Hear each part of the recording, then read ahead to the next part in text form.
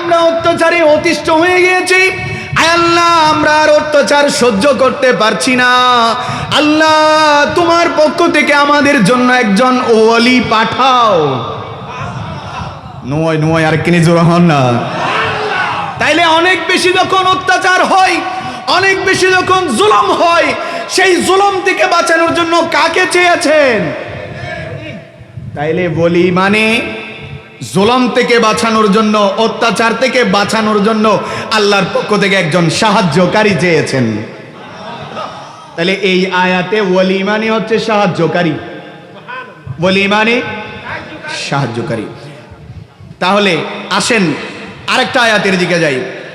ইন্নামা ওয়ালিয়ুকুমুল্লাহু ওয়া রাসূলুহু ওয়াল্লাযীনা আমানু। আল্লাহ বলেন, নিশ্চয় নিশ্চয় আল্লাহ, রসুল এবং ঈমানদার, এই তিন শ্রেণীর জন্য ইন্নামা ওয়ালিয়ুকুমুল্লাহু ওয়া রাসূলুহু ওয়াল্লাযীনা আমানু। ঈমানদার এবং আল্লাহর রাসূল এবং আল্লাহ নিজেই তোমাদের ওলি। হক লা ইলাহা ইল্লাল্লাহ, লা ইলাহা, আরো মোহাব্বতের আওয়াজে হক লা ইলাহা লা ইলাহা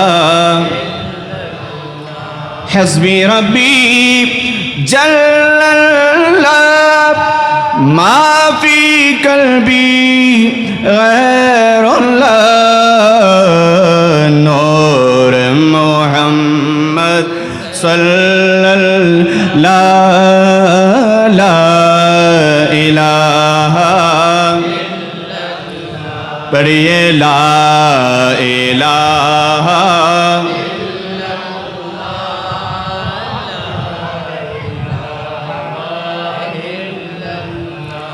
अव्वल आखिर है अल्लाह,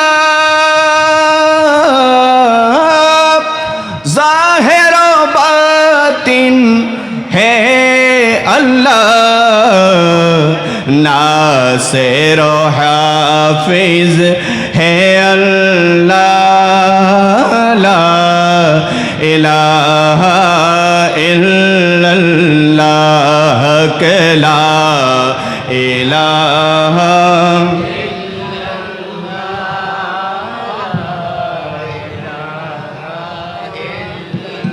पढ़िए ला इलाहा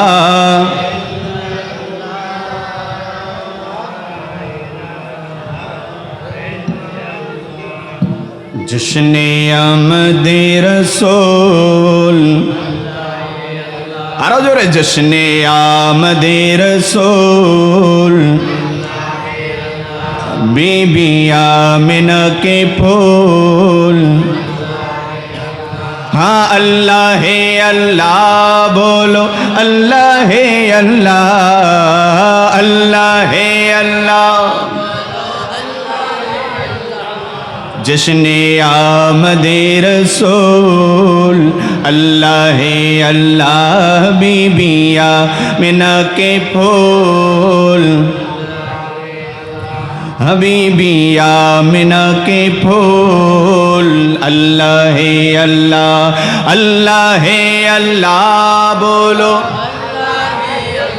हाँ हाँ अल्लाह है अल्लाह बोलो, अल्लाह है अल्लाह। जश्ने आमदे रसूल, अल्लाह है अल्लाह, बीबी आमिना।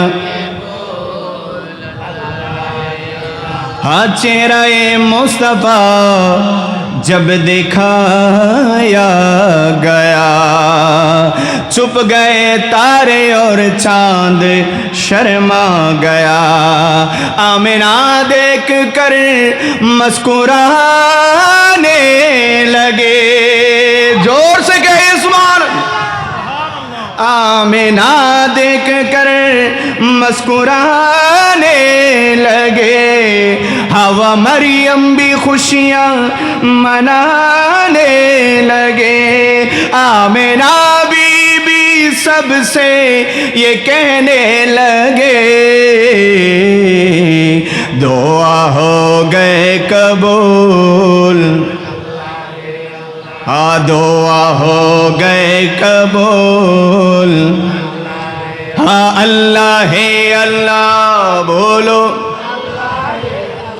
हाँ हाँ अल्लाह है अल्लाह बोलो, अल्लाह है अल्लाह जश्ने आमदे, अल्लाह है अल्लाह बीबिया मिना के फूल, सलातुन या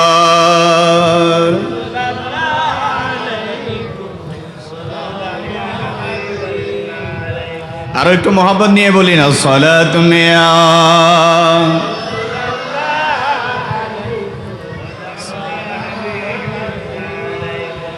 आई की शरे है वद्दुहा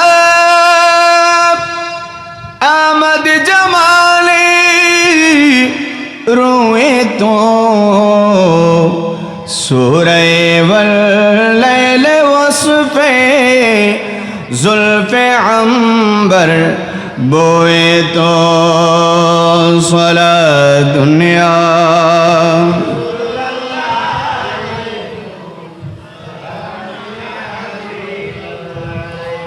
أعوذ بالله من الشيطان الرجيم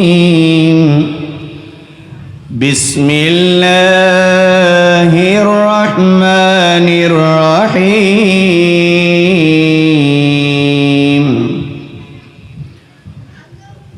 والسلام علي يوم ولدت ويوم أموت ويوم أبعث حيا. وأيضا قال الله تعالى في كلامه المجيد والفرقان الحميد وجعلني مباركا أينما كنت وأوصاني بالصلاة والزكاة ما دمت حيا. صدق الله مولانا العظيم وصدق رسوله النبي الحبيب الكريم ونحن على ذلك من الشاهدين والشاكرين والحمد لله رب العالمين. قال النبي صلى الله عليه وسلم إن الله تعالى قال من عاد لي وليا فقد آذنته بالحرب وما تقرب إلي عبدي بشيء أحب إلي مما افترضت عليه وما يزال عبدي يتقرب إلي بالنوافل حتى أحبه. وصدق رسوله النبي الحبيب الكريم ونحن على ذلك من الشاهدين والشاكرين والحمد لله رب العالمين. مولاي صل وسلم دائما أبدا على حبيبك خير الخلق كلهم. أما بعد. উপস্থিত ঐতিহ্যবাহী কর্ণফুলী থানার অন্তর্গত পশ্চিম ঈসানগর ৭ নং ওয়ার্ড হিলফুল ফুজুল নুরানি মিলাদ মাহফিল কমিটির উদ্যোগে আয়োজিত চতুর্থবারের মতো পবিত্র জশ্নে ঈদে মিলাদুন নবী সাল্লাল্লাহু আলাইহি ওয়াসাল্লাম উদযাপন উপলক্ষে আদিমুশ শান নুরানি, ইমানি, রুহানি, ইরফানি আজকের এই মাহফিলের সম্মানিত সভাপতি, বিশিষ্ট সমাজ সেবক, অত্র এলাকার সর্বজন পরিচিত জনাব হাজি রোটারিয়ান মোহাম্মদ লোকমান দয়াল সাহেব, ইতোমধ্যে আমাদের মাঝে শুভাগমন করে আমাদেরকে ধন্য করেছেন। আজকের এই আজিম ও শান নুরানি, ইমানি, রুহানি, ইরফানি মাহফিলের সম্মানিত প্রধান অতিথি, এই বাংলার সারা জাগানো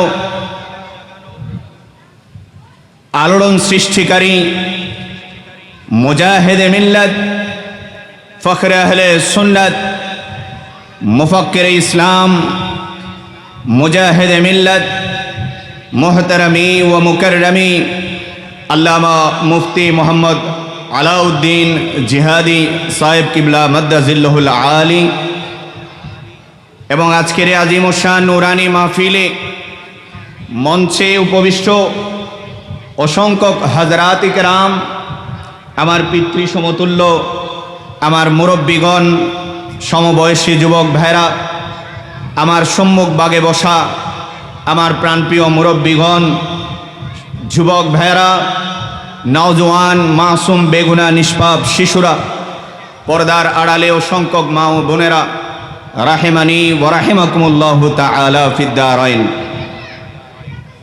মহান রব্বুল আলামিন, আহকামুল হাকিমিন আল্লাহ জাল্লা শানহুর আলিশান দরবারে লাখো কোটি অগণিত ফুরন্ত বেহদ বেশুমার শুকরিয়া আদায় করছি যে রব্বুল আলামিন, আহকামুল হাকিমিন আজকের আমাদের মতো কিছু সংখ্যক গুনাহগার, সিয়াকার, নাচিজ, নাকারদেরকে খোদার খোদাইর শ্রেষ্ঠতম সৃষ্টি গোটা কুল কায়নাত, যার কারণে আল্লাহ তাআলা এত সুন্দর করে সাজিয়েছেন আমাকে আপনাকে, যার ওয়াসিলায় এই দুনিয়াতে প্রেরণ করেছেন, সে দয়াল নবী, মায়ার নবী, রহমতুল্লিল আলামিন নবীর দুনিয়াতে তশরিফ আওয়ারিকে কেন্দ্র করে জশ্নে জুলুস কায়েম করার যে আল্লাহ তৌফিক দিয়েছেন, সে মালিক মৌলার দরবারে শুকরিয়া আদায় করি। সবাই মোহাব্বতের আওয়াজে বলি আলহামদুলিল্লাহ।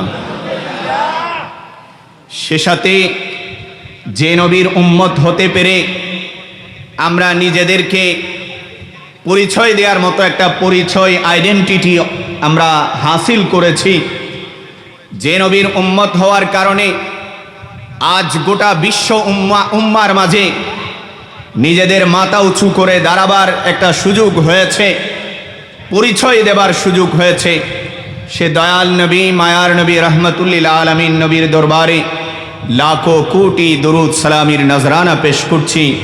আল্লাহ জাল্লা শানহু আমরা গুনাহগারদের এই নাপাক জবানে তার প্রিয় হাবিবের এই দরুদ সালামির নজরানা বারগাহে রসালতে পৌঁছিয়ে আল্লাহ জাল্লা শানহু আমাদেরকে মকবুল করে নিন। জোরে বলি আমিন। আসলে মঞ্চ উপবিষ্ট যে সমস্ত হযরত কেরাম, এদের মধ্যে এবং আপনাদের সবার চেয়ে আমি একেবারে নিকাম্মা, নাচিস, যার কোনো যোগ্যতা বলতে নেই। এরপরেও মাহফিল ইন্তেজামিয়া কমিটির পক্ষ থেকে যেহেতু আদিষ্ট হয়েছি, দয়াল নবীর খেদমতে বসার যে সুযোগটুকু পেয়েছি, সেটার জন্য সেই সুযোগটুকু হাসিল করে নেওয়ার জন্য আমি যে মঞ্চে এসে বসেছি, আমি মঞ্চে উপবিষ্ট সম্মানিত হযরতের পায়ে ধরে আমি তাদের কাছে বিনয়ের সাথে তাদের কাছে ক্ষমা প্রার্থনা করছি এবং বড় আদবের সাথে তাদের কথা স্মরণ করছি। তারা যে আজকে তাদের গুরুত্বপূর্ণ সময়ে আমাদের এই মঞ্চে বসে মঞ্চকে আলোকিত করেছেন, আজকের এই মাহফিলকে দামি করেছেন, আমি তাদের সকলের কাছে কৃতজ্ঞ। আল্লাহ জাল্লা শানহু সবার হাজিরিকে কবুল করুন। মুআজ্জাজ হাজিরিন, মাহফিলের ইন্তেজামিয়া কমিটির পক্ষ থেকে আমাকে একটা সাবজেক্ট নির্ধারণ করে দেওয়া হয়েছে। হুজুরও চলে এসেছেন, আমি দীর্ঘ আলোচনার সুযোগ পাব না, আমাকে অল্প সময়ে দু একটা পয়েন্টে কথা বলে আপনাদের থেকে বিদায় নিতে হবে। বিদায় আমি লম্বা চৌড়া কথা বলার সেদিকে যাব না। আমার বিষয় আউলিয়ায়ে কেরামের আদর্শ ও শিক্ষা,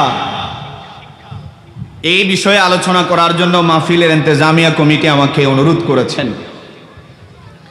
তো আল্লাহর ওলি কারা, আল্লাহর ওলিদের পরিচয় আমাদেরকে জানতে হবে। তার আগে যেহেতু আজকের মাহফিলের সম্মানিত উদ্বোধক মহোদয় আমার আগে তকরির করেছেন এবং আমি দ্বিতীয় নম্বরে যেই তকরিরের সুযোগ পেয়েছি, এর পরক্ষণেই আমাদের সম্মানিত প্রধান অতিথি মহোদয় তকরির রাখবেন এবং উনি দয়াল নবীর সানাখানির উপর আলোচনা করবেন। মাঝখানে আউলিয়ায়ে কেরামের জীবনীর উপর, আউলিয়ায়ে কেরামের আদর্শের উপর যে একটা আলোচনার সুযোগ তৈরি করে দিয়েছে আজকের মাহফিলের ইন্তেজামিয়া কমিটি, এটার পেছনে যেই কারণটুকু আছে সেই কারণ হলো যে আমাদেরকে আমাদের প্রত্যেক কাজে, আমাদের এই দুনিয়াবি কাজে কর্মে আমাদের যেই লক্ষ্য থাকবে, প্রত্যেক কাজে আমাদের লক্ষ্য থাকবে আমাদের মৌলা, আমাদের মালিক, মালিকে কুল আল্লাহকে রাজি করা। ঠিক কিনা বলেন ভাইরা আমার? আমি দুনিয়াদারি করব, ঘর সংসার করব, এই দুনিয়াবি জীবন যাপন করব, এই সব কিছু করতে গিয়ে যদি আমার অন্তরে একটা মকসদ যদি আমার অন্তরে থাকে যে আমি এই কাজটুকু করছি আমার আল্লাহকে রাজি করার জন্য, জোরে বলি না সুবহানাল্লাহ। যখন আমি এই একটা পয়েন্ট, এই একটা লক্ষ্য আমার অন্তরে স্থির করে নিব, আমি যাই করি না কেন এই দুনিয়াবি প্রত্যেকটা কাজ কর্ম আমার জন্য ইবাদতের শামিল হয়ে যাবে, জোরে বলি। যাই করি, সেটা চাকরি হোক, অন্যের কারো আন্ডারে কাজ হোক, সেটা ক্ষেত খামার হোক, যখন যেখানে যেই কাজই করি না কেন, যে আমার অন্তরে থাকবে আমার এই কাজের আমি এই কাজের মূল লক্ষ্য হলো, নিয়ত হলো আমার আল্লাহকে রাজি করা। ঠিক কিনা বলেন ভাইরাম? তো সেই আল্লাহ পর্যন্ত যাওয়ার জন্য আমাদেরকে যে বিষয়টা মাথায় রাখতে হবে সেটা হলো, আমরা দুনিয়াবি হাইসিয়তে যদি একটু চিন্তা করি, আমাদেরকে আমাদের মা জন্ম দিয়ে সর্বপ্রথম যখন আমরা একটু একটু কথা বলতে শিখেছি, আমার মা পরিচয় করিয়ে দিয়েছে, এই হচ্ছে তোমার বাবা। ঠিক কিনা বলেন? এভাবে আস্তে আস্তে আমার পরিবারের অন্যান্য সদস্যদেরকে পরিচয় করিয়ে দিয়েছে, আমার মা চিনিয়ে দিয়েছে, তোমার ফুফু, তোমার খালু, তোমার চাচা, এভাবে একে একে এক একজনকে আমার সাথে পরিচয় করিয়ে দিয়েছে এবং আমি আমার মায়ের জবান থেকে শুনে শুনে তাদেরকে আমি সম্মান করা শিখেছি। ঠিক না বেঠিক? দ্বিতীয় আরেকটা বিষয় আসেন, কোন একটা কাজের জন্য আপনি যদি কোন একটা বিল্ডিংয়ে উঠতে যান, কোন একটা 2 তলা 3 তলা 5 তলা বিল্ডিংয়ে যদি আপনি উঠতে যান, সেই বিল্ডিংয়ে কি লাফ দিয়ে ওঠা সম্ভব? কি দিয়ে উঠতে হবে? সিঁড়ি দিয়ে। তো সিঁড়ি দিয়ে যখন উঠতে হবে, এক লাফে যদি কেউ 10 নাম্বার সিঁড়িতে পা রাখতে চাই, অ্যাক্সিডেন্ট হওয়ার সম্ভাবনা আছে না নাই? আমার ভাইরা, যদি আমরা দুনিয়াবি এই হাইসিয়তের, দুনিয়াবি এই মেসালটুকু বুঝি, তাহলে আমাদের লক্ষ্য হচ্ছে আল্লাহ পর্যন্ত পৌঁছা। সেই আল্লাহ পর্যন্ত পৌঁছানোর জন্য আমার মা যেভাবে আমাকে এই দুনিয়াবি সম্পর্কগুলো ছিনিয়ে দিয়েছে, অনুরূপভাবে আল্লাহ পর্যন্ত পৌঁছানোর জন্য যারা আমাদেরকে আল্লাহর পরিচয় দেয়, তাদের সাথে আমাদের ওয়াফাদারি করতে হবে। ঠিক না বেঠিক বলেন? সহজ মাসালা। আল্লাহকে যে পরিচয় করিয়ে দিয়েছে, আল্লাহকে যে আমাকে চিনিয়েছে, আল্লাহর পরিচয় যিনি দিয়েছেন, যে তরতিবে আমি আল্লাহ পর্যন্ত পৌঁছতে পারবো, এই বিষয়টা যদি আমি মেনে নেই, তাহলে আউলিয়ায়ে কেরামের শানের উপর বেয়াদবি করা কোনোদিন আমাদের পক্ষে সম্ভব। এটাই হচ্ছে আমাদের আজকের এই মাহফিলের আউলিয়ায়ে কেরামের জীবনী, আউলিয়ায়ে কেরামের আদর্শ বোঝানোর জন্য আমাদেরকে এই বিষয়টা শিক্ষা দেওয়ার জন্য আমাদের আজকের এই সাবজেক্টটা নির্ধারণ করা হয়েছে। আল্লাহ জাল্লা শানু আমাদেরকে বুঝার তৌফিক দান করুন। প্যারা হাজিরিন, আমি যে বিষয়টা বলতে চাচ্ছি, আল্লাহ পর্যন্ত পৌঁছার জন্য আমাদেরকে ধাপে ধাপে যেতে হবে। ডাইরেক্ট আল্লাহ পর্যন্ত যাওয়া যাবে, তবে অ্যাক্সিডেন্ট হওয়ার সম্ভাবনা। আপনি চাইলে 10 নাম্বার সিঁড়ি 5 নাম্বার সিঁড়িতে লাফ দিয়ে উঠতে পারবেন, কিন্তু অ্যাক্সিডেন্ট হওয়ার সম্ভাবনা। কিন্তু যখন আপনি ধাপে ধাপে যাবেন, সেই ধাপটা কি হবে? সেই ধাপটা যে সমস্ত ওলামায়ে কেরামরা আছে, আপনি ওলামায়ে কেরামদেরকে মহাব্বত করবেন, আপনার এলাকার যারা ওলামায়ে কেরামরা আছে। কারণ প্রতি সপ্তাহে, প্রতিদিনে আল্লাহর পরিচয় পাওয়ার জন্য আপনার জন্য একটা সহজ মাধ্যম হয়ে যাচ্ছে আপনার যারা আলেমরা আছে আপনার সমাজে, তারা, ঠিক কিনা বলেন?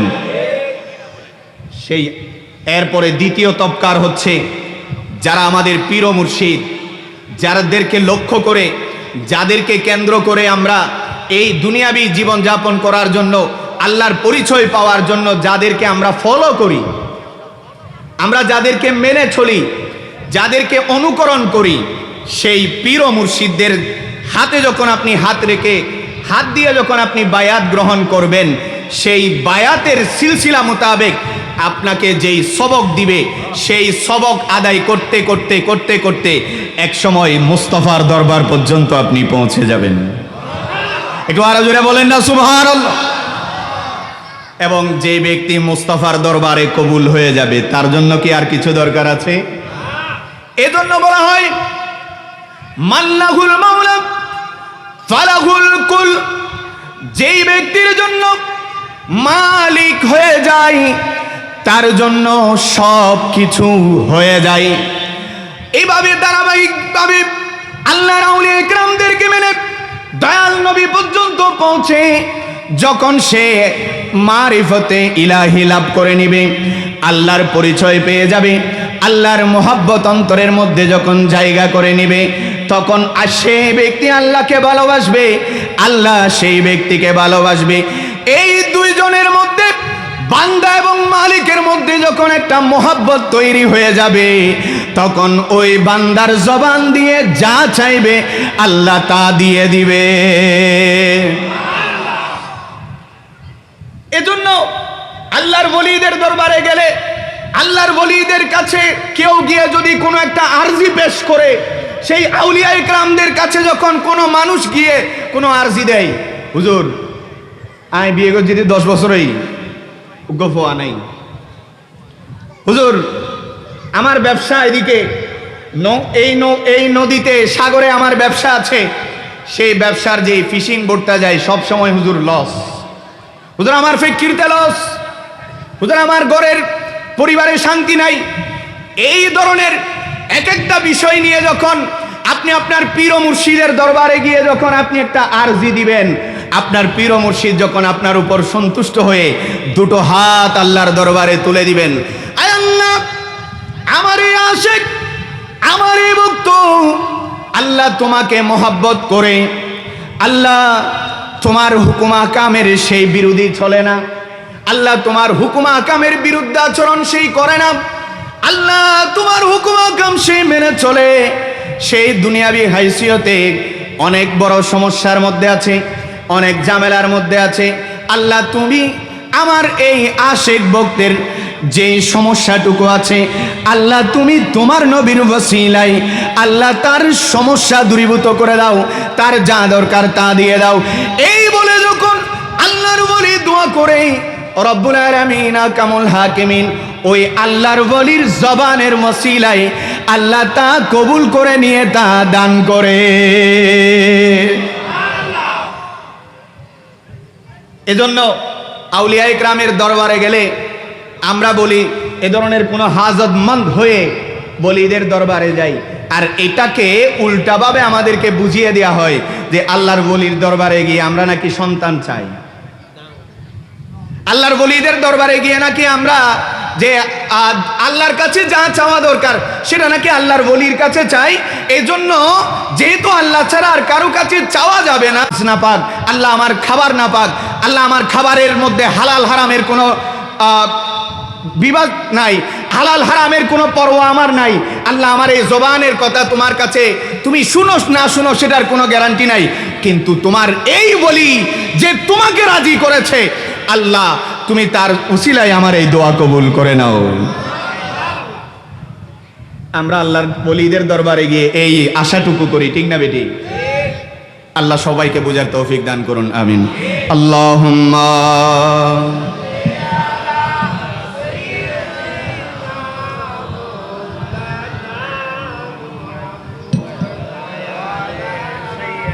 সাইয়্যিদিনা মাওলানা বাজি ওনারা কেন যদি আরে সাপোর্ট ন দন ওনারা কেন যদি আরে দুরূদ শরীফ এবং ওনারা হতাবার্তায় যদি সাপোর্ট ন দন আই বেশিক্ষণ আলোচনা করি না ভাই জন্য কারণ গিভ অ্যান্ড টেক চলে বলে একজন আলোচক এবং শ্রোতা দুজনের মধ্যে যখন একটা সম্পর্ক তৈরি হবে সেই আলোচনা আপনার অন্তরে আসর করবে এবং আজকের এই মজলিসে আসা আপনার জন্য সার্থক হবে, ঠিক না বলেন? আপনাদের একটু সাপোর্ট চাইবো, তাই একটু মহব্বত নিয়ে দরুদ শরীফ পড়ি না। আল্লাহুম্মা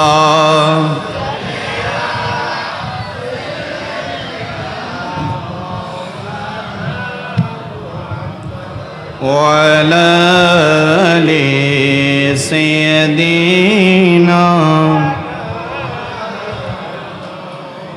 নূর নবীর আগমনে খুশির জোয়ার উঠেছে, নূর নবীর আগমনে খুশির জোয়ার উঠেছে।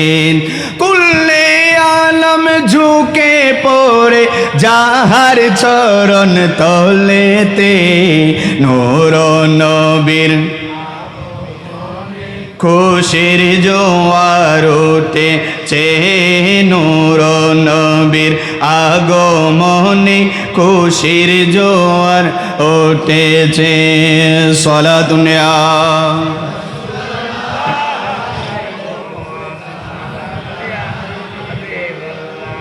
একটু মহব্বত লয় হন না। নূর নবীর আগমনে শির জোয়ার উঠেছে, নূর নবীর আগমনে খুশি হয়েছে আমার নবীর আগমনে। আমার নবী যেদিন 570 খ্রিস্টাব্দে এই দুনিয়ার জমিন এসেছেন, গোটা কুল কায়নাত আনন্দে আত্মহারা হয়েছিল, ঠিক কিনা বলেন? তেমনি ভাবে আজ 1450 বছর পরে এরপরেও যারা নবীর প্রেমিকরা নবীর আগমনের সেই মাসকে পেয়ে জশ্নে জুলুস উদযাপন করেছে, ঠিক কিনা বলে? সেই খুশি উদযাপনের মাত্রা তা কিয়ামত পর্যন্ত থাকবে। আজকেও সেই খুশি উদযাপন চলছে, তাই একটু মহব্বত নিয়ে দয়াল নবীর আমরা দয়াল নবীর সেই মহব্বত প্রকাশ করি। আল্লাহ সকলকে তৌফিক দান করুন, আমিন। নূর নবীর আগমনে উঠেছে, নূর নবীর আগমনে কুল্লে আলম ঝুঁকে পড়ে, কুল্লে আলম ঝুঁকে পড়ে যাহার চরণ তলেতে, নূর নবীর উঠেছে, নূর নবীর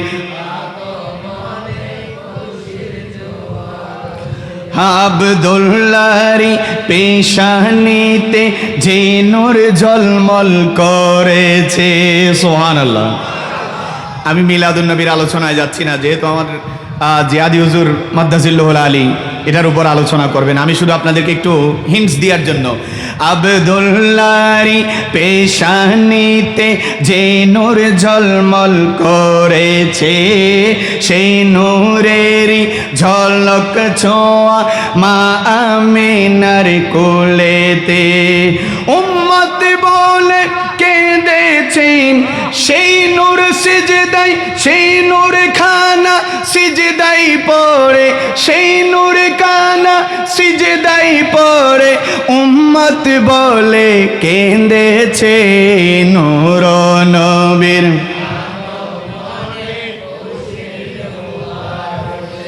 ছে, নূর নবীর আগমনে। আল্লাহ সকলকে কবুল করুক, আমিন বলেন। মুআজ্জাজ হাজিরিন, তাহলে বুঝতে পারলাম আউলিয়া ইকরামের দরকার, আল্লাহর ওলিদের মাজারে যাওয়া দরকার। এই সুযোগে আর একটা কথা বলে দেই, আউলিয়া ইকরামের দোহাই দিয়ে কেউ যদি শরীয়ত বিরোধী কাজে লিপ্ত হয়, আসলে যারা আমাদের দিকে আজকে আঙ্গুল তুলে কথা বলছে, কিছু কিছু মানুষের কিছু আচরণের কারণে, কিছু কালচারের কারণে, কিছু কিছু মানুষের কিছু অনইসলামিক কার্যকলাপের কারণে আজকে আমাদের দিকে আঙ্গুল তোলার সাহস পাচ্ছে, ঠিক কিনা বলেন? অনেক জায়গায় বলা যায় রাতিয়ে সকিনের মা স্বপ্ন দেখি অমুক জায়গা আনবেদ দেখব মাজার আছেন, এ ধরনের কথাবার্তা হয় কি হয় না? অনেক জায়গায় বলা হয় গাছ একটা বিরাট, বলে যেটা অনেক দিনের গাছ, এজন্য একটা লাল কাপড় বেড়াই দাও, এখানে এই গাছের মধ্যে এই গাছের নিচে নিশ্চয়ই কিছু আছে, অন্যতে এত বড় গাছ কিভাবে হয়েছে? ইল্লা হতা হয় না নয়। এবং অনেক আল্লাহর ওলিদের দরবারে দেখা যায় নারী পুরুষের অবাধ মেলামেশা, ওরসের নাম বাহানা করে নারী পুরুষ গিয়ে শরীয়তের পর্দার কোনো বিধান জারি না রেখে অনেক মাজারের মধ্যে এই ধরনের একটা কালচার তৈরি হয়, ঠিক কিনা বলেন?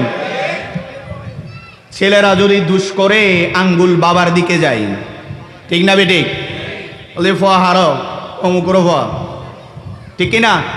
তো যেই কারণে আমাদের এই সমস্ত কিছু ত্রুটি বিচ্ছুতির কারণে, আমাদের এই সমস্ত লেগাম হারা হওয়ার কারণে, আমাদের এই ধরনের কিছু কালচারের কারণে আজকে এই বিষয়গুলোর দোহাই দিয়ে আল্লাহর ওলিদের যারা সত্যিকার ওলি, সেই সত্যিকার ওলিদের বিরুদ্ধে আঙ্গুল তুলতেছে, ঠিক না বেটি? অথচ তাদেরকে একথা বলে দিতে চাই, শরীয়ত বিরোধী যে সমস্ত কার্যকলাপ সেগুলার সাথে সুন্নিরা কখনো একমত, কিন্তু সেই শরীয়ত বিরোধী কার্যকলাপের দোহাই দিয়ে আল্লাহর ওলিদের বিরুদ্ধে আচরণ করা এই বাংলার মানুষের জন্য সম্ভব হবে। অন্য কেউ করলে করুক, অনেকে দোহাই দেয় সৌদি আরবে তো কোনো মাজার নাই। আরে সৌদি আরবের সাথে তোমার তুলনা করে লাভ কি? তুমি কি একবার চিন্তা করেছো এই বাংলার জমিনে যাদের দোহাই দিয়ে তুমি নিজেকে মুসলিম পরিচয় দিচ্ছ, যাদের দোহাই দিয়ে তুমি তোমার মাথায় টুপি এসেছে, জুব্বা এসেছে, আওয়াকাবা এসেছে, দিন পেয়েছো, কার বিনিময়ে পেয়েছো সেটা কি কখনো চিন্তা করেছো? ঠিক কিনা বলেন? এই বাংলার মানুষ মুসলমান পরিচয় দিতে হলে আল্লাহর ওলিদের কথা স্মরণ করতে হবে, ঠিক না বেটি? যদি আল্লাহর ওলিদের কথা স্মরণ না করা হয়, তাদেরকে না মানা হয়, তাহলে বেওয়াফাই হবে। আপনি আপনার বাবার সম্পদ পেয়েছেন, সম্পদগুলা নিয়ে বাফতুন সম্পদ গিন ফাওনের বড়দি বাবুরা লাইতে ফেলাই দিউন, ইল্লে ফোয়া দুনিয়ার কে আই বালা হইব না? তো আপনি যার ওসিলায় দিন পেয়েছেন, যিনি আপনাকে দিনের নিয়ামত আপনার হাতে ধরিয়ে দিয়েছেন, যিনি আপনাকে মুসলমান বানানোর জন্য নিজের পরিবার পরিজন ত্যাগ করেছেন, ঘর সংসার ত্যাগ করেছেন, নিজের সব কিছু ত্যাগ করে আপনাকে দিন দেওয়ার জন্য যিনি বাংলার জমিনে এসেছেন, আপনি কিভাবে তার বিরুদ্ধে আঙ্গুল তুলতেছেন, ঠিক কিনা বলেন? চিন্তা করেছেন কার বিরুদ্ধে আঙ্গুল ধরতেছেন? চিন্তা করেছেন কার বিরুদ্ধে বলছেন? হুঁশিয়ার, সাবধান। আমরা তাদেরকে বলতে চাই যে আল্লাহর ওলিদের শানে বিরোধিতা করা, আল্লাহর ওলিদের বিরুদ্ধে বলা, বরং তোমার ঈমানের বিরুদ্ধে বলা। আল্লাহ আমাদের সকলকে হেফাজত করুক, আমিন বলেন। এমন ভাব যে মনে হয় যেন ওলি আউলিয়া মাজার এগুলা যেন একেবারে আমাদের বানোয়াট কিছু, এই ধরনের একটা অবস্থা আমাদের মধ্যে লক্ষ্য করা যাচ্ছে। গত কয়েকদিন আগে হযরতে শাহ পরান রহমাতুল্লাহ আলাইহির দরগাতে হামলা হয়েছে, এভাবে আরো অনেক জায়গায় মাজারে মাজারে হামলা হচ্ছে। কি মনে করেছেন আল্লাহর ওলিদের দরবারে হামলা করে মাজার বন্ধ করে দিবেন? এই কথা মনে করেছেন? কখনো কি সম্ভব হবে? ঈমানদারদের অন্তরে যতদিন ঈমান থাকবে ততদিন ওই শাহ আমানতের দরগা থাকবে। আমরা ঈমানদারদের অন্তরে যতদিন রক্ত থাকবে, আমাদের অন্তরে যতদিন রূহ থাকবে, ততদিন এই বাংলার জমিনে শাহজালালের দরগা থাকবে, ঠিক কিনা বলেন? আপনি মাজার ভেঙে হয়তো সেই মাজারের যেই রওজা শরীফটা সেটা হয়তো আপনি হারিয়ে ফেলতে পারবেন, কিন্তু আমরা আশেকদের অন্তর থেকে আল্লাহর ওলিদেরকে বের করতে পারবেন না। কেন?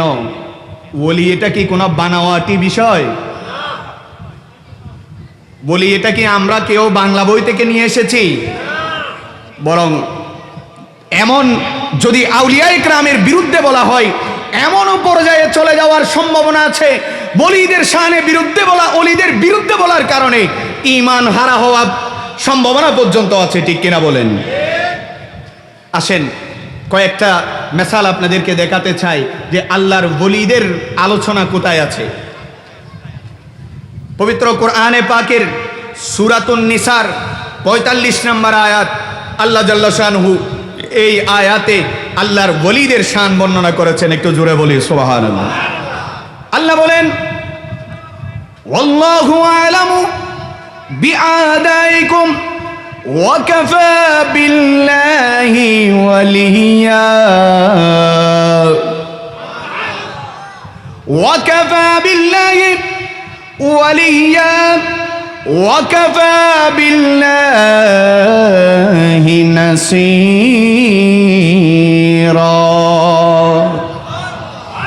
এই আয়াতে আল্লাহ জাল্লা শানহু ইরশাদে নূরানি করেন। আল্লাহ বলেন, এই বিশ্বের মানুষরা, তোমাদের শত্রুদের ব্যাপারে আমি আল্লাহ অধিক জানি। তোমাদের শত্রু কারা তাদের ব্যাপারে আমি আল্লাহ অধিক জানি। আমি আল্লাহ বেশি বেশি জানি। এরপর আল্লাহ জাল্লা শানহু বলছেন, ওয়া কাফা বিল্লাহি ওয়ালিয়্যা, আরে ওলি হিসেবে তোমাদের জন্য এক আল্লাহই যথেষ্ট।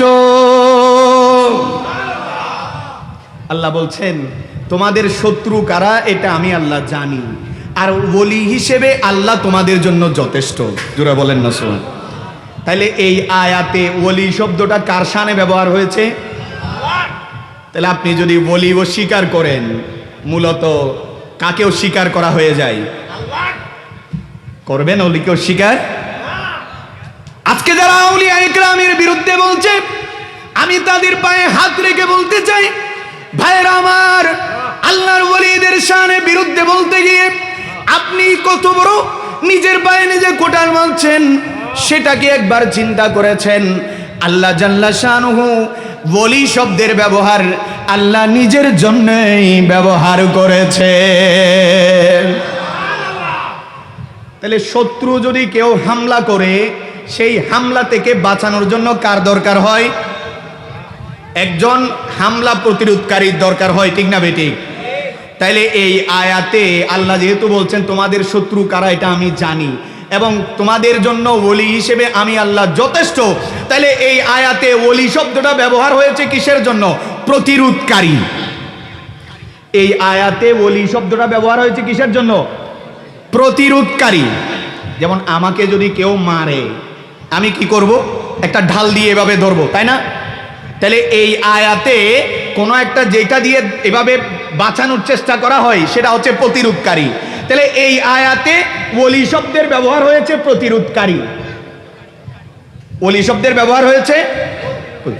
আসেন মাথায় রাখবেন। এরপরে আসেন আমার ভাইরা, দ্বিতীয় নম্বরে পবিত্র কোরআনে হাকিমের আরেক আয়াতে আল্লাহ জাল্লা শানহু বলেন, আল্লাযীনা ইয়াকুলুনা রব্বানা আখরিজনা মিন হাযিহিল ক্বরিয়াতিজ যালিমি আহলুহা ওয়াজআল লানা মিন লাদুনকা ওয়ালিয়্যা। একটু আরো জোরে বলেন না সুবহানাল্লাহ। রব্বুল আলামিন বলেন, কিছু মানুষ অত্যাচারিত হয়ে মক্কা শরীফের আমার নবী যখন দ্বীনের দাওয়াত দিচ্ছিলেন, ইহুদি নাসারা খ্রিস্টানরা আমার নবীর উপর, মুসলমানদের উপর, সাহাবায়ে কেরামদের উপর অনেক বেশি অত্যাচার করতেছেন। অথবা আল্লাহর দ্বীনের দাওয়াত দেওয়ার জন্য ঈমানদারদের উপর যখন অনেক বেশি হামলা হচ্ছিল, তখন এরা আল্লাহর দরবারে দোয়া করেছেন, আয় আল্লাহ ওয়াজআল লানা মিন লাদুনকা ওয়ালিয়্যা। আয় আল্লাহ, আমরা অত্যাচারে অতিষ্ঠ হয়ে গিয়েছি, আয় আল্লাহ আমরা আর অত্যাচার সহ্য করতে পারছি না, আল্লাহ তোমার পক্ষ থেকে আমাদের জন্য একজন ওলি পাঠাও। নয় আর কিনে জোর হন না। তাইলে অনেক বেশি যখন অত্যাচার হয়, অনেক বেশি যখন জুলুম হয়, সেই জুলুম থেকে বাঁচানোর জন্য কাকে চেয়েছেন? তাইলে বলি মানে জুলুম থেকে বাঁচানোর জন্য, অত্যাচার থেকে বাঁচানোর জন্য আল্লাহর পক্ষ থেকে একজন সাহায্যকারী চেয়েছেন। তাহলে এই আয়াতে ওলি মানে হচ্ছে সাহায্যকারী, ওলি মানে সাহায্যকারী। তাহলে আসেন আরেকটা আয়াতের দিকে যাই। ইন্নামা ওয়ালিয়ুকুমুল্লাহু ওয়া রাসূলুহু ওয়াল্লাযীনা আমানু। আল্লাহ বলেন নিশ্চয় নিশ্চয় আল্লাহ, রসুল এবং ঈমানদার, এই তিন শ্রেণীর জন্য ইন্নামা ওয়ালিয়ুকুমুল্লাহু ওয়া রাসূলুহু ওয়াল্লাযীনা আমানু। ঈমানদার এবং আল্লাহর রসুল এবং আল্লাহ নিজেই তোমাদের ওয়ালি। কে বলছেন? আল্লাহ। আল্লাহ বলছেন আমি আল্লাহ নিজেই তোমাদের ওয়ালি। এরপরে দ্বিতীয় নম্বরে বলছেন আমার রসুল, তৃতীয় নম্বরে বলছেন ঈমানদাররা তোমাদের ওয়ালি। তাহলে এই আয়াতে ওয়ালি মানে হচ্ছে বন্ধু, এই আয়াতে ওয়ালি মানে। তাহলে আগের আয়াতে পেলাম ওয়ালি মানে হচ্ছে প্রতিরোধকারী। যখন আপনার উপর কোনো হামলা হবে, সেই হামলা রুখে দেওয়ার জন্য যাকে ব্যবহার করা হয় তিনি হচ্ছেন ওয়ালি। সুবহানাল্লাহ। দ্বিতীয় আয়াতে আল্লাহ জাল্লা শানুহু ওয়ালি শব্দের ব্যবহার করেছেন যে কেউ যদি কোনো অত্যাচারে অতিষ্ঠ হয়ে যায়, সেই অত্যাচার থেকে বাঁচানোর জন্য যাকে দরকার সাহায্যকারী তিনি হচ্ছেন ওয়ালি। জোরে বলি সুবহানাল্লাহ।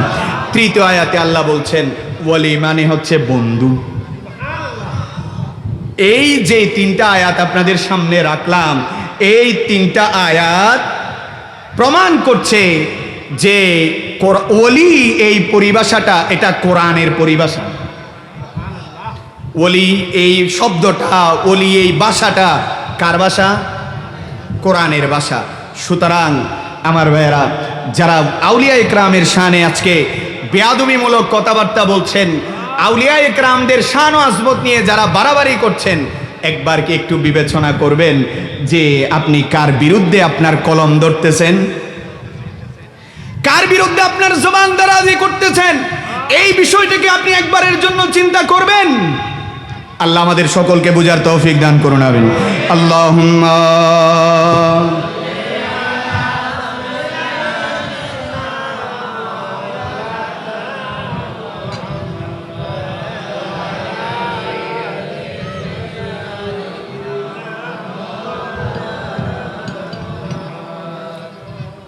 या इलाही हर जगह तेरी अता का साथ हो, जब पड़े मुश्किल शहे मुश्किल कुशा का साथ हो। अल्लाहुम्मा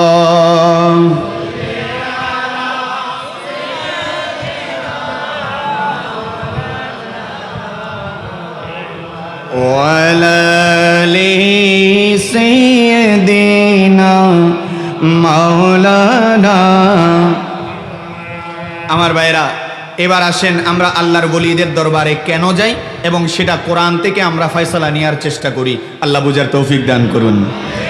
রব্বুল আলামিন কোরআনে হাকিমের সূরাতুল বাকারার 257 নম্বর আয়াতে আল্লাহ জাল্লা শানুহু ঘোষণা দিতে লাগলেন, আল্লাহু ওয়ালিয়ুল্লাযীনা আমানু ইউখরিজুহুম মিনাজ যুলুমাতি ইলান নূর।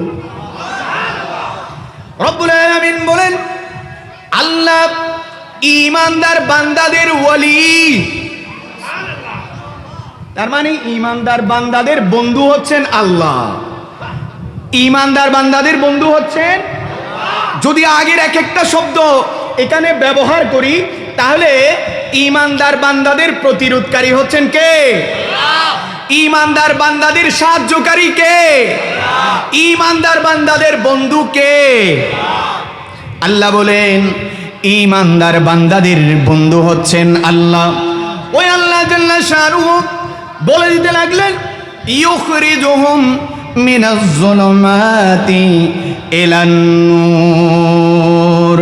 যে সমস্ত ঈমানদার বান্দাদের জন্য আল্লাহ বন্ধু হয়ে যায়, রব্বুল আলামিন কামুল হাকিমিনের সেই প্রিয় বান্দারা, সেই প্রিয় বান্দাগুলি তথা আল্লাহর ওয়ালিগুলি, ইউখরিজুহুম মিনাজ যুলুমাতি ইলান নূর। ওই আল্লাহর ওয়ালিরা এই গোটা বিশ্বের সমস্ত মানব জাতিকে অন্ধকারের পথ থেকে ফিরিয়ে নিয়ে আলোর দিকে ফিরিয়ে নিয়ে যায় আল্লাহর সেই সমস্ত ঈমানদার বান্দারা।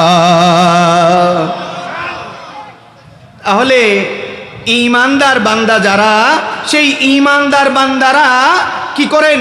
মানুষকে অন্ধকার থেকে কোথায় নিয়ে যান? আলোর দিকে, অন্ধকার থেকে আলোর দিকে। এই জন্য আমার ভাইরা, আল্লাহর ওলিদের দরবারে যদি যাওয়া হয়, আল্লাহর ওলিদের দরবারে গিয়ে যদি সেই আদব নিয়ে, মোহাব্বত নিয়ে এবং আপনার পীর ও মুর্শিদের দরবারে যদি আপনি গিয়ে উপস্থিত হন, যদি একবার কবুল হয়ে যায়, তাহলে তার সেই জীবনটা অন্ধকার থেকে আলোর দিকে চলে গিয়েছে। শুধু তাই নয়, এই বাংলার জমিনে লক্ষ লক্ষ মানুষ দ্বীনের তথা দ্বীন ইসলামের আলোয় আলোকিত হয়েছেন, ঈমানের আলোয় আলোকিত হয়েছেন, হেদায়েতের নূরে নূরানি হয়েছেন, হেদায়েতের আলো পেয়েছেন আল্লাহর ওয়ালিদের সোহবতের মাধ্যমে।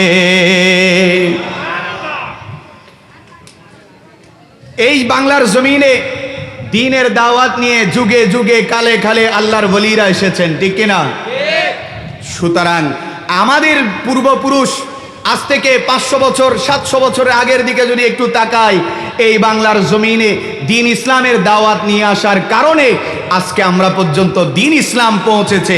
আর ইসলাম হচ্ছে নূর, মানুষকে কুফরির অন্ধকার থেকে ফিরিয়ে মানুষকে ঈমানের আলো দিয়েছেন আল্লাহর ওয়ালিরা। জোরে বলি সুবহানাল্লাহ।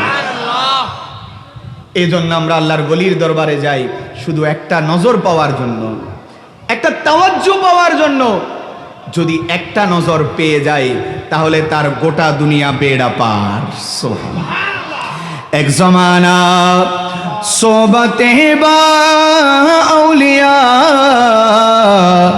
বেহতর আজ সদ সালে তাআত বেরিয়া সালাতুনিয়া।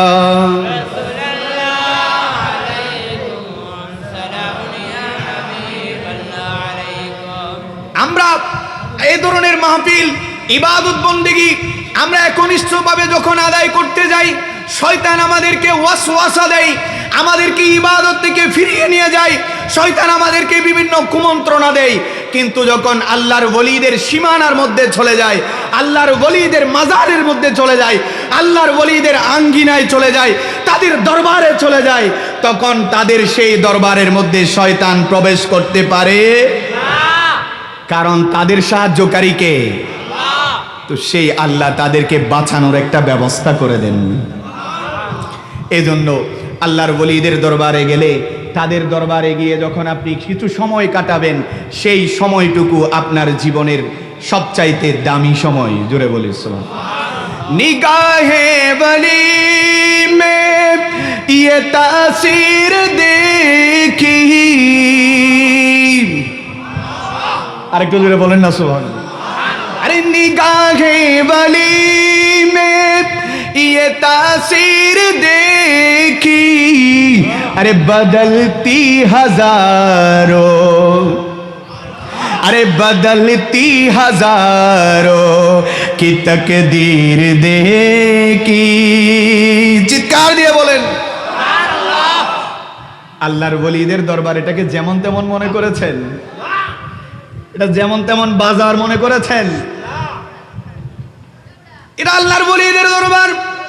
এটা সেই দরবার যেই জায়গার মধ্যে গেলে মোহাব্বত নিয়ে গেলে, যেই জায়গার মধ্যে গেলে অন্তর পরিষ্কার করে যখন কোন আল্লাহর হক আল্লাহর ওলির দরবারে যখন যাবেন, সেই আল্লাহর ওলির সোহবতের কারণে আপনার সেই ভাঙ্গা কপালটা জোড়া লেগে যায়।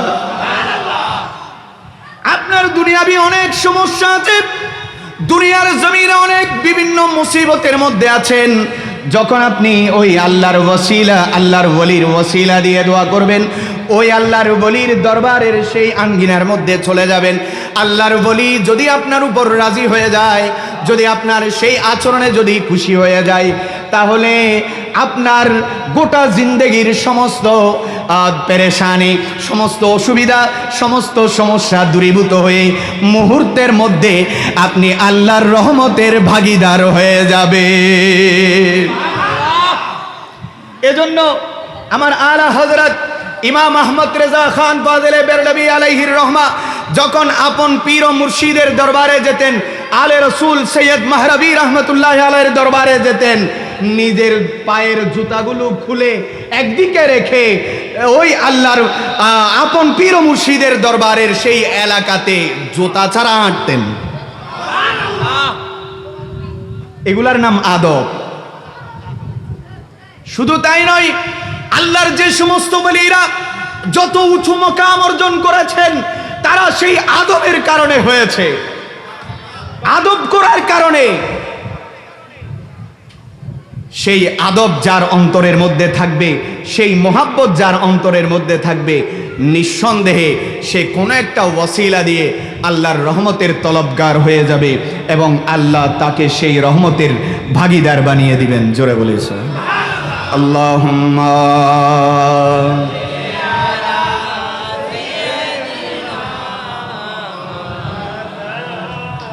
মুহাম্মদ ওয়া আলা আলি সাইয়্যিদিনা মাওলানা সালাতুন ইয়া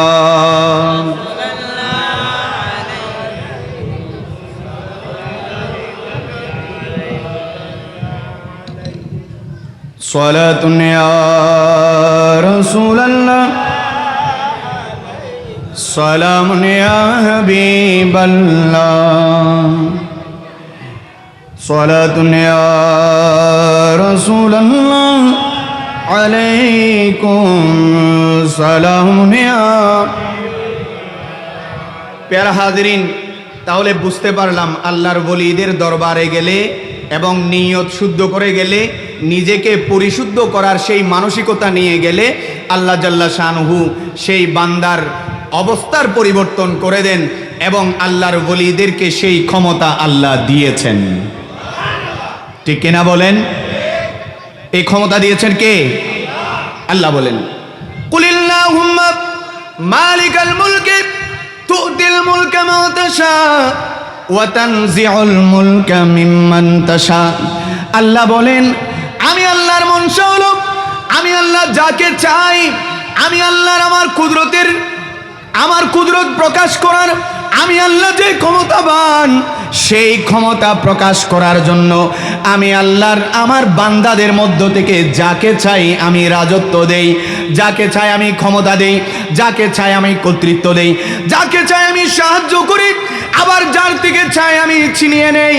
আমি যাকে চাই আমি আমার সেই কুদরতি ক্ষমতা আমি আল্লাহ আমার বান্দাদেরকে দান করি।